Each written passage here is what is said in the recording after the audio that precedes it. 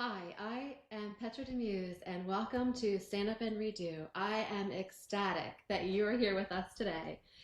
This is a podcast about thinking your life is going to go one way and then you have to pivot because there's a change. So it's about standing up and redoing. And today I'm very fortunate to have a guest, Carl DeMusz, on our show with us today. And Carl is a man who grew up in the tiny town, not tiny, but small coastal town of Cape May, New Jersey. He had seven sisters and seven brothers, all from the same parents, and grew up in a family, working family, had to work very hard. Some of them were fishermen. And as a young boy, he dabbled in all of that. He was a fisherman for a while. He had his own painting company. He did all kinds of little odd jobs. And knew he wanted to reach out and do more with his life as time went on. So Carl started off then as a young man in real estate, soon worked his way up with having a construction company, insurance company, even dabbled in IT, and became the MLS vice president and CEO of the greater New Jersey area. Then was recruited to be the MLS president and CEO of, I think, the northern Ohio region. And Carl has multiple children of his own. Between his beautiful wife, Kathy, they have seven children and then multiple grandchildren. And he now is retired in outside of Cleveland, Ohio, in a little town.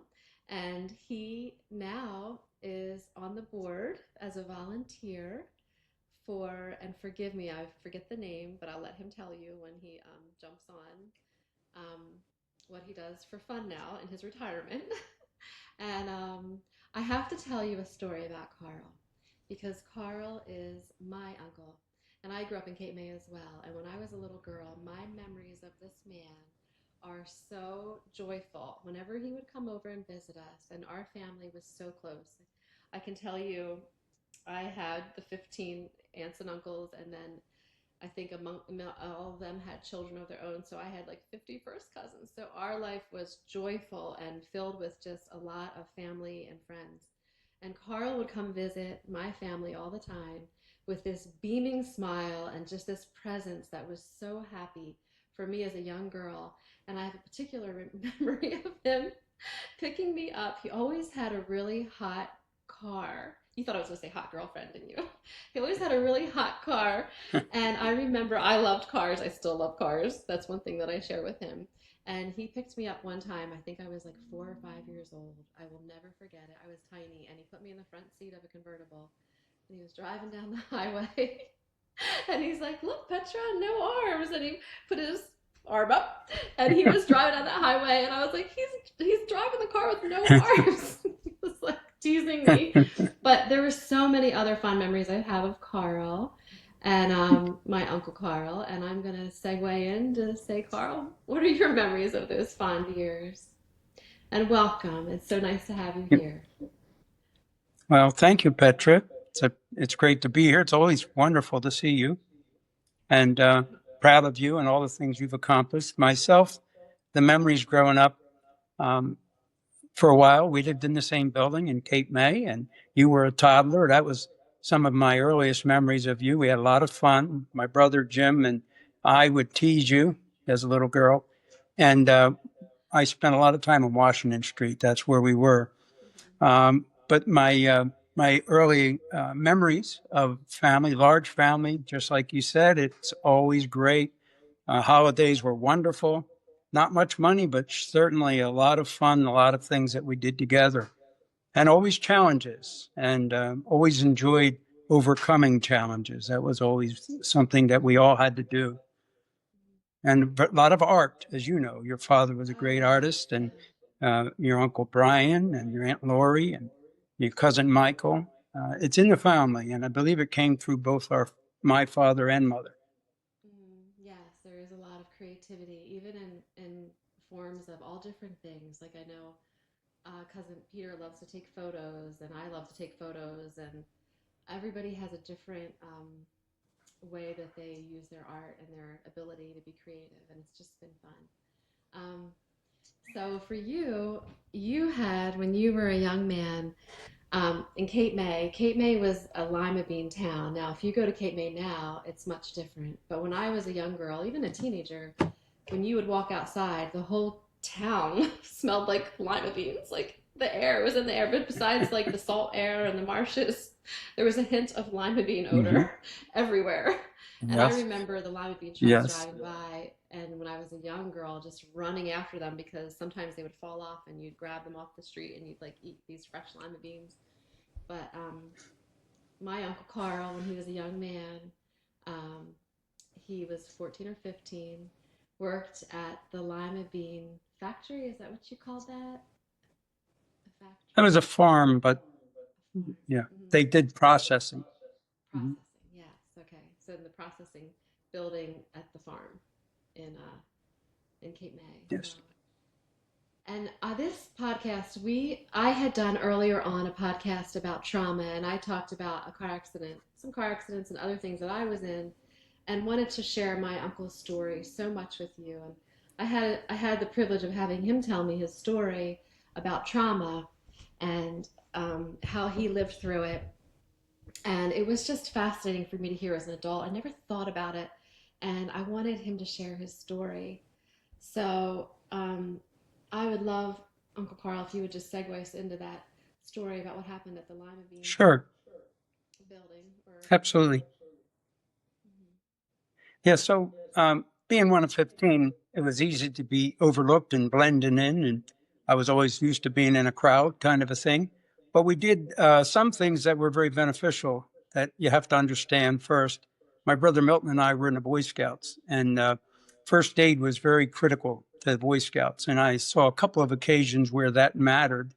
Ricky Manier fell on his back, and we were afraid he was paralyzed. So Milton and I, until the rescue squad came, we held him very still because obviously, if you have a spinal injury, you have to stay perfectly still. We actually knew that at 11 years old, and we were very careful about that. So that was my early upbringing. We did a lot of farm work. We did a lot with agriculture. We did a lot, on neighbor farms. And because we were a large family but not wealthy, we started working very, very young.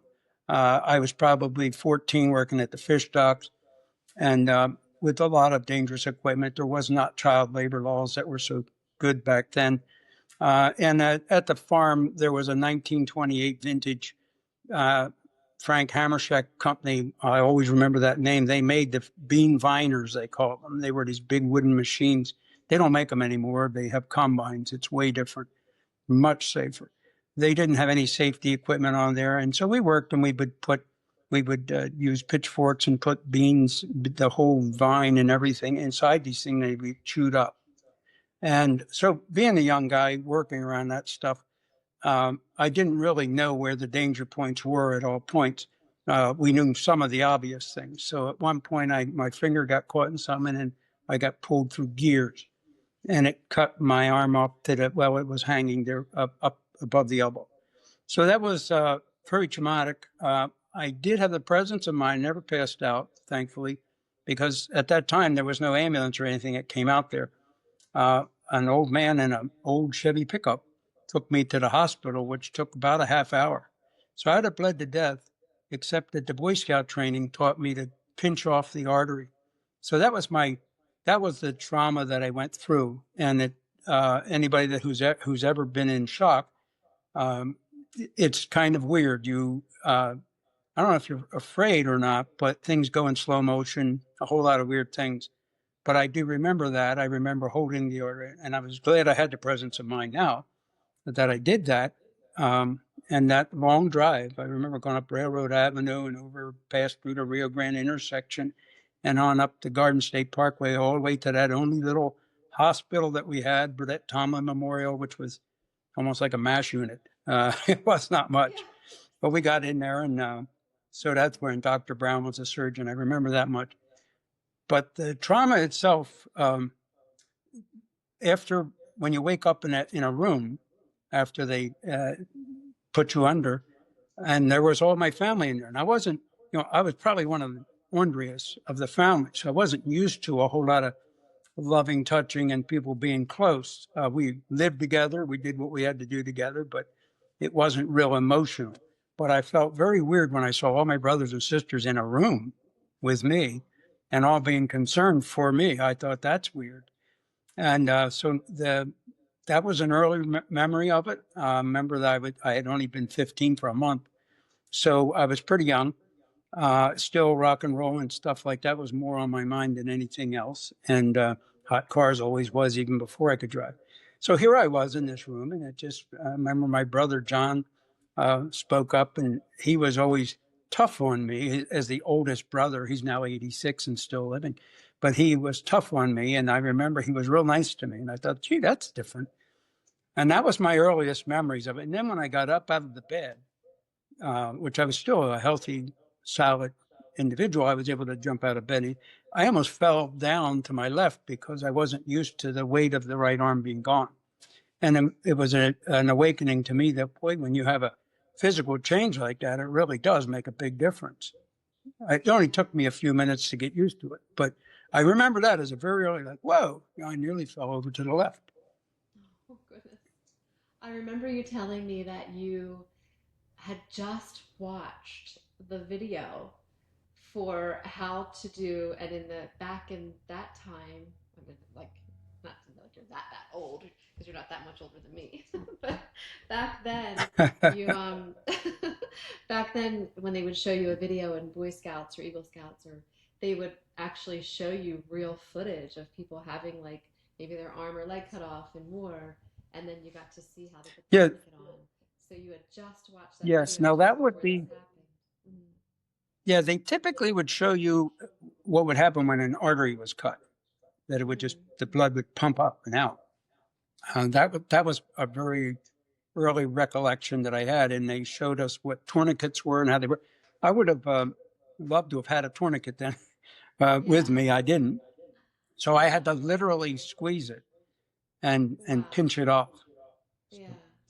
But it's so So amazing that it you was had a that mess. knowledge, that you had that knowledge to do that. Imagine if you didn't have that knowledge, that to Well, be able to yeah, and I save your think kind of life. what you're, Hmm. yeah, and what you're referring to kind of is, would you have the memory of of what you were taught in the event that you had a trauma? Because you don't know. But I was quite uh, comfortable with knowing what to do. And so it comes back to your training. I've heard many rescue people, and I'll say, your training comes back. It really does. I've had people that have had to do amazing things after going through training for 20 years every year, never had an emergency, and then finally they have that emergency and they have to react, and they're like so thankful that they have that training. They're like, wow, all those years of Yes. taking that BLS course has come into play on this one day when I was able to save someone's life, and it is so crucial to learn all that. But Yes. so when you were in that hospital room, what lineup are you in the 15? What number are you? 'Cause my What dad's number two. Uncle John's number one. in the Then it family? goes Jim. In the family, Yeah. what's your So family lineup? uh, Mm-hmm.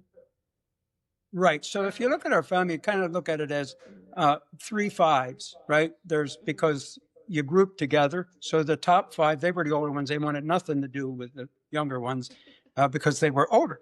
So it was a pecking order. So you had the first five, and then the second five, and the third five. I was at the bottom of the second five. I was number 10 in line. I was the seventh son.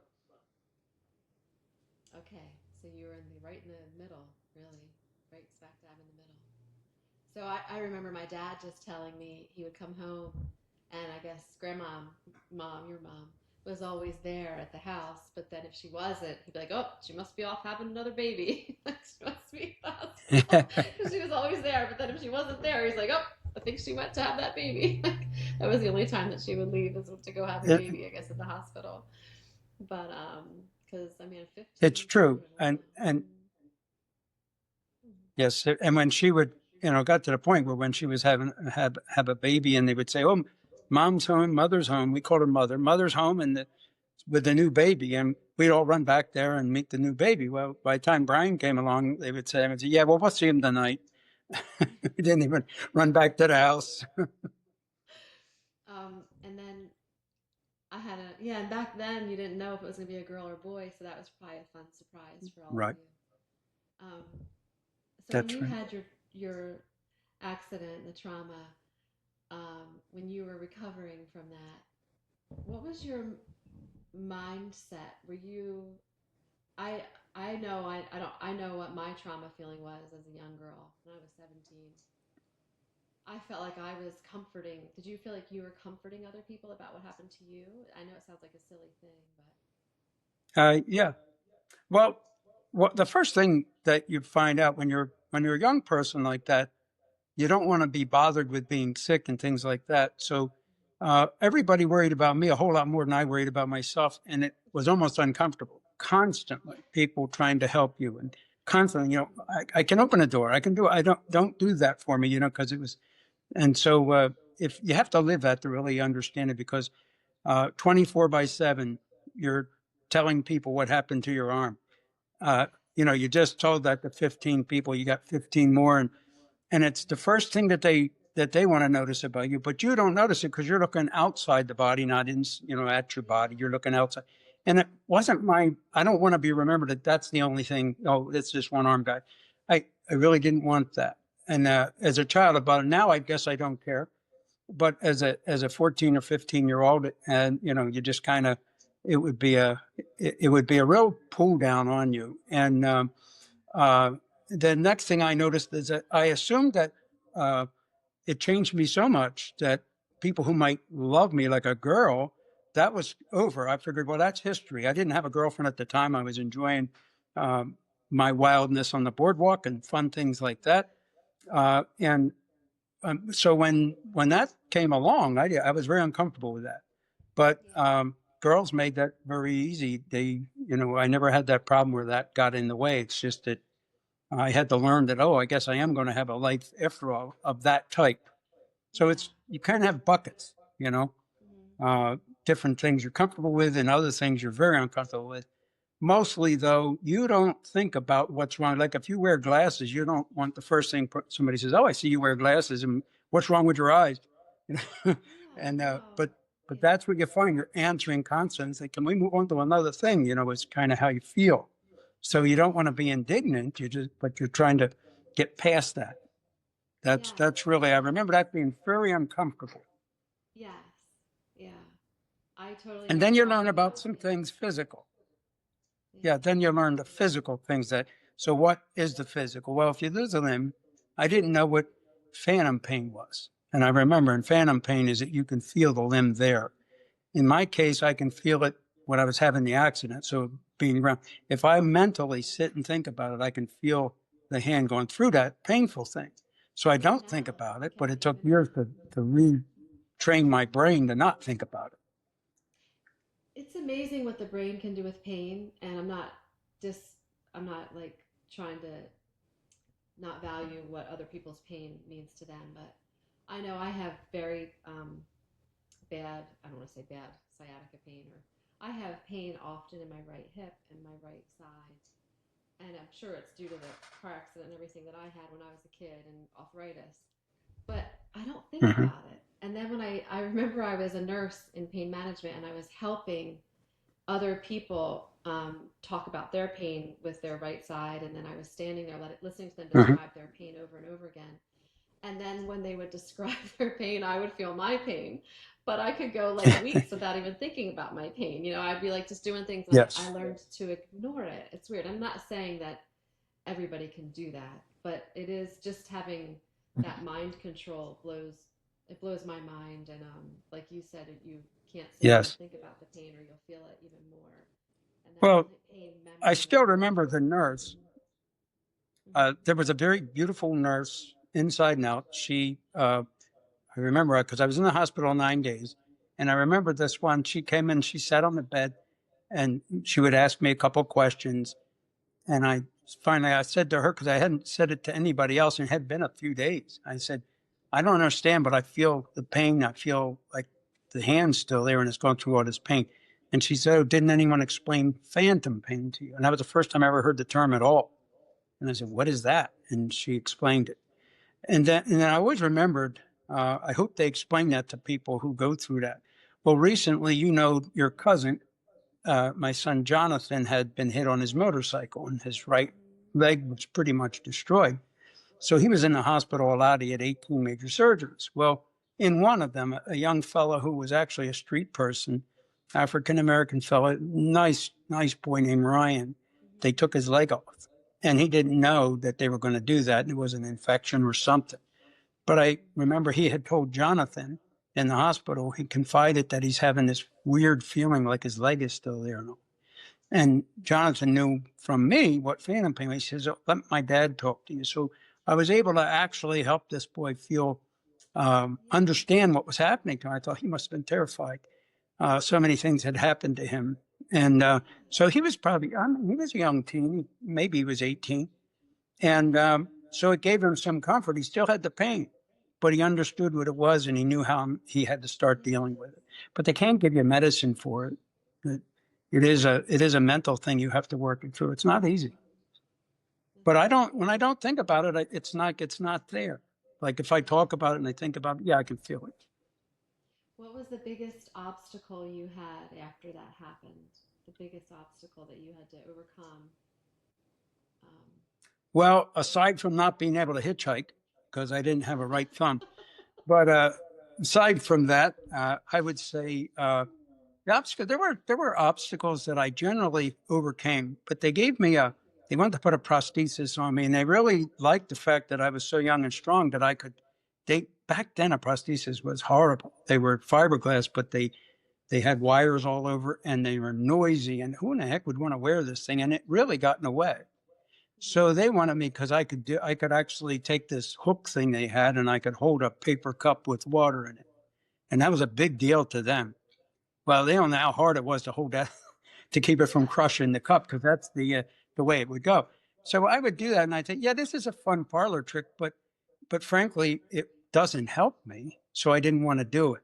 And I said, when you come up with something electronic, like the $6 million man who wasn't invented yet, if you had something like that, I might be interested. But I don't have time to have fun with these gadgets, and so I didn't. That part was a challenge. I had to get past that where they didn't keep bugging me to do that. And I got through with everything. I can drive. I was driving 5-speed trucks and everything, and I would reach across the shift with my left hand, and I had no problem with that, No. But so I didn't let many things get in my way. One thing, I guess, if you picked out one thing that I wish I could have done was and I'm probably fortunate that I can't, and that was to ride a motorcycle. But frankly, I told my son that, hey, by losing my arm, it could be one of a couple of things probably could have happened. I could have gone to Vietnam, got shot and killed, so you might not have ever been born. Or if I got on a motorcycle, I might have crashed that and you might never been. So I said, God does everything for a purpose. So I don't look at it as a negative. I look at it as it's what I'm dealing with, but everybody has something to deal with, no matter who you are. Now, I know you became a Christian. You talked about becoming a Christian as an older man, not older, but Did you pray? I was older. when you were 15. I know you were like, it was between, I think it was after one divorce, between a divorce and a marriage and a career change and a life change, you became a Christian, which is a wonderful story. And I really want to hear that story. But before you tell that story, when you were 15, did you pray or did you try to reach out to God or did you get angry at God or what was it like when you were 15? Yeah. So early on, my mother was a strong Christian.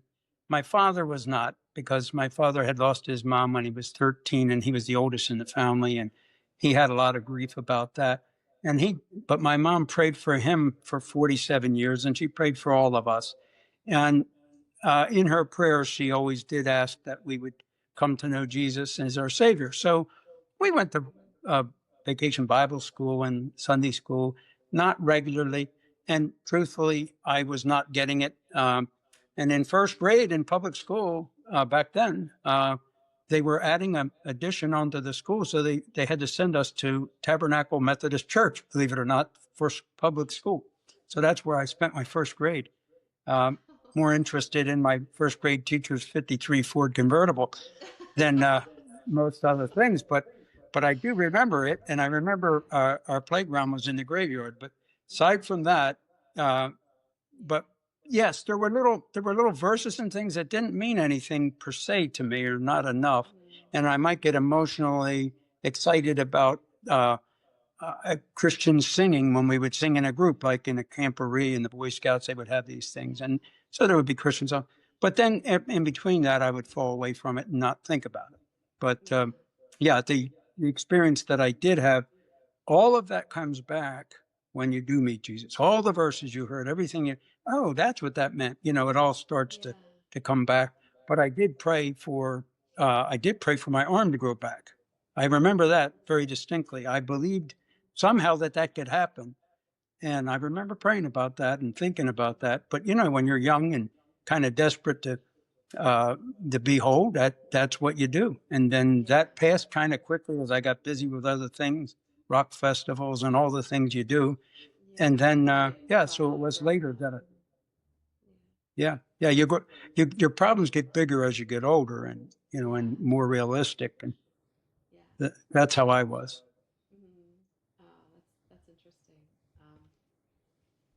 As far as faith goes, I know for me, I when I was in that car accident, I was in traction for like 6 weeks, and that got me through. I guess I think that was my strong. That was for me my strong arm. But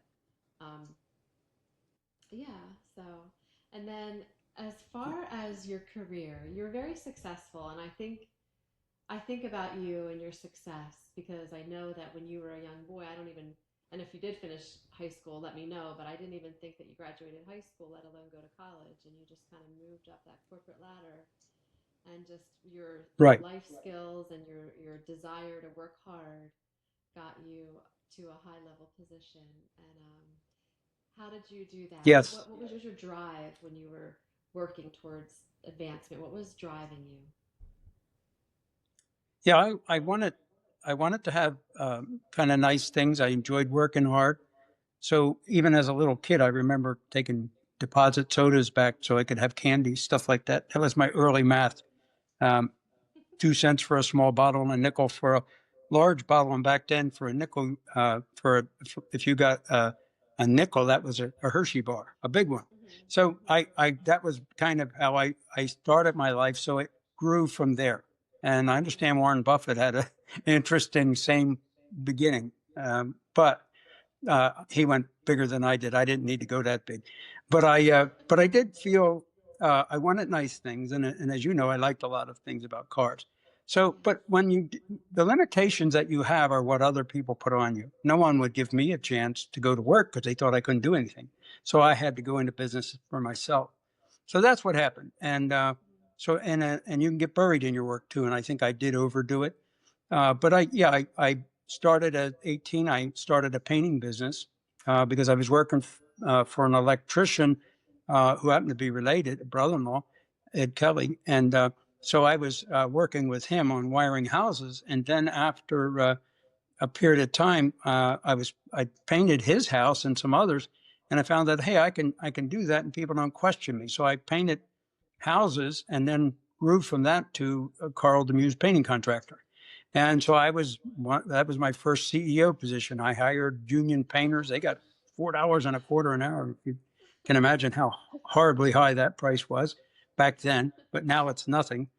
But I had to hire staffing, and I had to do my own books, and I had to do, so that was my education. So to your point about education, no, I didn't have the formal, I didn't go back to, I went back to school in the 8th grade after the accident, but I spent all my time explaining who I was and why this happened and all this stuff. And I found out that I was not learning well there. So I left school, and that's when I started to do these things, the painting business and all. And unfortunately, I started to realize I can't go to college, and so I had to finish school in the Rocky Mountains on a hunting trip. Well, I spent a month up there when I had bought a restaurant, and it was a summer business, and you may recall Irma Junction.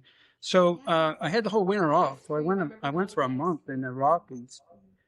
Yeah, and that's when I took a course a business course. And most of that whole trip, I was working on the business course, and that was how I got my GET. Um, and so GED rather. And so once I got that done, I still didn't have time to go to college. But by that point, I already had sold my restaurant. I had sold my painting company and was growing each time I was growing to the next business. And then I went commercial fishing, and that was it. I found out that I will not ever spend another year in the Atlantic Ocean with summer, winter, and all the weather's bad, everything's bad. You couldn't get life insurance. It was too dangerous. So I, at that point, said, well, I have to do something different. So I was buying and selling houses because they had no retirement plan there. And I would buy them and flip them to sale. And then I would also rent some of them. And I grew in real estate. And so then what I did was I had a broker friend that said, why don't you get your license to sell? And at least you could save the commissions. So I did. And I became his competitor next door. And I sold real estate. Then I moved from there. I got involved in the Board of Realtors, the Cape May County Board of Realtors at that time. And in 1988, I became president there. And I started to find I liked association of realtor business better than even selling it. I did grow to 3 offices and 100 agents roughly. And I did add DeMusz Thomas Insurance Center. And I did add also a construction company, C. Demco Inc. We built houses, and I hired a lot of people, including some of my brothers. And we also had, I built 2 major subdivisions. When I was involved in that, I needed to learn about engineering for drainage and stuff. So I ended up, the Township of Lower appointed me chairman of the planning board for 6 years, which was really a great education. Most people can't believe that I didn't have a degree and I was doing all these things, but it was one of those things. I think all of my education was from the School of Hard Knocks. And it sounds like you thrived in the whole School of Hard Knocks. So that's really neat. Yes. Now, I think that's so commendable and so amazing. And I love hearing that story. And I love it. I have to go back to ask you 2 simple questions. I have 3 more questions to ask you. The first one is, first I'm going to give you 2 in one shot. What was the best thing about growing up in a huge family? And what was the worst thing about growing up in a huge family? So those 2 questions I'll ask you now, and you can tell me whatever answer you want, and then I'll ask you the 3rd question. I think the best part of being in a large family like mine, if everybody only got one thing for Christmas, there's 15 things there that you can share with. But that didn't happen that big. That wasn't such a big deal. But what was a big deal was you had people that, while they might not be real nice to you every day all the time, they had your back. And so that was a good thing. And you learned to share chores. And we did fight, we did disagree, but at the end we were all friends, and we all did. It was a little bit like the Waltons. It sounds crazy, but it was a little bit like that growing up in a large family, because they had a fairly large family. And I remember it was the downside. The worst side was we lived in this drafty old house that had only a wood stove for heating and cooking.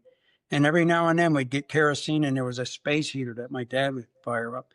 But we didn't even have indoor plumbing when I was a little kid, except the one faucet inside. Everything, it was terrible that way. And so those being in that condition. But another way of looking at that is that it shaped your character. It made you strong, and it made you successful because you came through some really rough times. So I wouldn't trade that for anything. I think that was a good part of it. So we were pretty tough. And we learned to really, really love our parents, because what they gave up for us was, my mom could never drive. She loved cars. She could never drive because my dad was always in Atlantic City at the electric company working, using the only vehicle, which was a 49 Ford Woody. And that was our car. And, and if you had to go anywhere, some people couldn't even make it in there by the time the family got big enough. But we would all jump in the car, and it was never comfortable. And there weren't enough seats, let alone seat belts. Someone was telling me about when they grew up in Cape May. They were the same age as the DeMusz kids, the 15 of you. And they were telling me a story like, yeah, I'd go to give one of the DeMusz kids a ride somewhere, go pick one up. And then like 10 of them would Yeah. all squish in the car. You weren't expecting it. They just all squishing to get a ride. You think you were Yes. going to pick up one kid and you're picking up like 5 or 6. But it was just Yes. cute, that little story. Exactly. And then there were some other stories that I've heard about our family that I thought were really Yeah. neat. Like one person was telling me they remember they were working on a farm and the farmer's saving a big bag of like fruit and vegetables or stuff. They're like, "What's that big bag of fruit over there for?" "That's for the DeMusz family. We drop that off. We always drop that off for the DeMusz family." And it was just like neat because I know of having all those kids and feeding them. And Yeah. you talked about what's good about growing up in a big family, and I remember growing up with the benefits of that big family. And at the end of the day, like you said, even if you had fights or whatever, the DeMusz family was always kind to each other. And I can still remember going to Yeah. somebody's house and like 5 or 6 uncles standing around a fire pit just talking about their day or their week. At the end of the week on a Friday Yes. night, we'd all meet at a fire pit somewhere because we all, where else are you going to get all those people to meet? There's not enough room in my house. So we'd That's all right. go out to somebody's backyard and the kids would be running and playing tag and all the uncles and aunts would be Mhm. inside the kitchen talking and the uncles were outside by a fire pit. And it was just, there was never any like evil, like even if they were, an uncle was mad at another uncle, they still would be there to help each other out in a heartbeat. And usually there wasn't ever much fighting going on, as far as maybe a disagreement, No. but not like some other families that I saw were like, I haven't talked to him in 5 years. It was never like that. Our family always helped each other.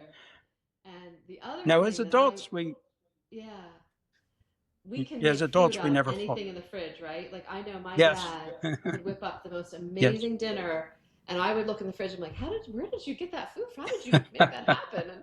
And I learned to do the same Yeah. thing. I can make anything in a cast iron pan, like anything, an amazing Yep. meal out Yep. of leftovers. That and I learned that from my dad because sometimes I think we didn't have any food for dinner, and he'd come Yes. up with some weird concoction that was delicious, Yes. and because he grew up with 15 kids and very little food and had to spread it around, so um, and then, so you And tell when us. you're Mhm. and growing up in a family like that, you're going to be taught very early how to cook.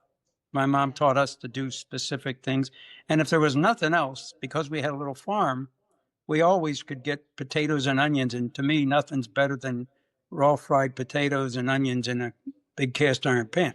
So Heaven. I was never going to starve completely, Yeah. and that was good. But I would tell you that the drive for to do things, because it's hard for me to remember all the things I did, but I was on the 9-member board of directors team, and we launched and built Realtor.com. And some people may have heard of that. It's an international company, Have. and it's everywhere. So we did Yeah. that. I was president of the Cape May County Board, the New Jersey Mm. Association of Realtors, and I was also involved at the national level quite a Yeah. bit. So I did a lot of that sort of thing, and that was all very rewarding. Now I have shifted gears, and I feel really great about Lifestone Ministries. We serve uh, a missions field in India and Uganda, and we also do have a lot of products and services for Sunday school lessons, small groups, as well as Christian online schools. We uh, Mm. we produce that. We're an international company, and I'm privileged to serve there. Cool. And then, what about the last question I have is a really good one. It's my favorite question.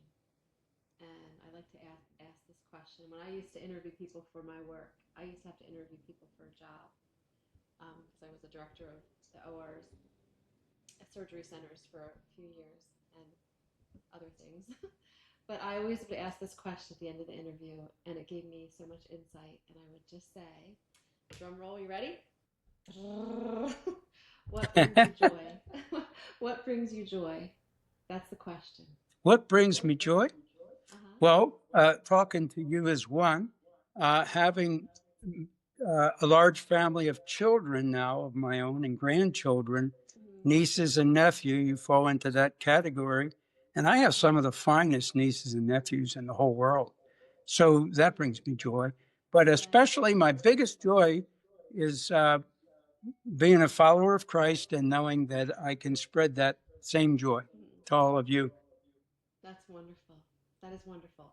And I'm going to tell you my stand up and redo. I'm going to tell you my stand up redo after hearing your conversation and after having our conversation, and then I would like you to share your stand up and redo. So, my stand up and redo from hearing my Uncle Carl talk today was learning that you have to change with the times. I think about, he's talking about his career path and how he went with the MLS, which in the old days, if you all know, the MLS was a book that you just turned the page. But eventually with the MLS, he had to, I'm sure, get into the digital world, which is amazing. And even now with this Life Ministries, he's working with a new, digital platform. And just my stand up and redo for me is that I will be willing to change and not get stuck in one way to do things, but to know that there's another way to do things and that times change and that we need to change with the times. Now, what is your stand up and redo? Well, similar, mine would be, I think, being flexible. You touched on that. To me, if you think of all the things we talked about with my past and my career, sometimes I have to think, did I really do all that? Well, Mm-hmm. it took an awful lot of, what's that song? There's a lot of compromising on the road to my horizon. I had to I had to make changes. I had to make turns, um, and I don't mind that now. But I hated change at one time in my life. So it was not a natural thing. It was a learned thing. But I think everyone has to. And I see Jonathan now because he's our youngest, and he's at that age where he's resisting some. He has some talents that he's resisting using because he wants to do something totally different. And so that I would say he's my redo to try to help him understand. Hey, I did a lot of that myself, and the longer I resist it, the harder it was for me to make the change that ultimately was the best thing for me. So we need to be flexible. Flexibility is a good word. Yeah, flexibility. I hope I'm flexible a long, long time into my 90s, and that's great. I I love I loved talking with you, and I love the time I had with you just now and sharing your story. And it has been a true pleasure. And I want to So thank everybody for joining us on Stand Up and Redo. And thank you. thank you. I can't think of anything I'd rather be doing, Petra. And while we're at it, I wish everybody a Merry Christmas and Happy New Year. Yes. All right. Well, thank you, and you too. And tell Kathy and Jonathan, the whole family, love them and thinking about them. And I hope I get to see some of them at least through the holidays. We have all the way what till January Yeah, 7th, right? The Russian Christmas or Ukrainian that's right. Christmas. Our That's holidays right. is a long time. So, That's right. well, love you much and take Absolutely. care. And thank you Love so you. much for joining our show. It was a pleasure and excited that you were here. And can't wait to see you next time. Um, Thanks. uh,